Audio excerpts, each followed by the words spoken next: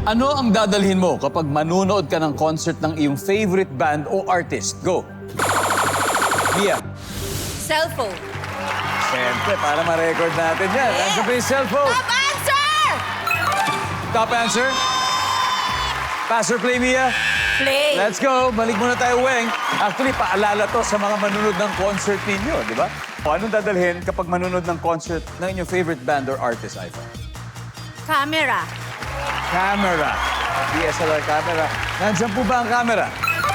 Wow. Okay yung camera. May, dadalhin kapag manunod ng concert ng iyong favorite band. Ako, Kuya Dong, dadalhin ko yung picture. Papa-autograph ko yung Ano, syempre. di ba? Nandiyan ba yung picture? Hop! Sunshine, anong dadalhin mo pag manunod ka ng concert ng favorite band o artist?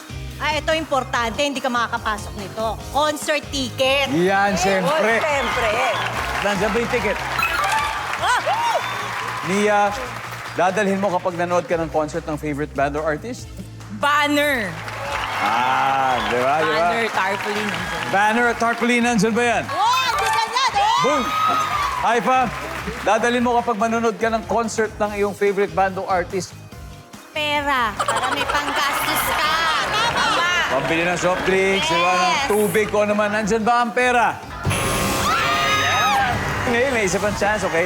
Dadalhin mo pag manunod ka ng concert ng iyong favorite band or artist. Kuya Dong, dalhin ko na lang. Dapat may kasama. Masarap manood kasi na may kasama. Siyempre naman. Ang hirap manunod mag-isa. Ganon, May asawa. Survey says...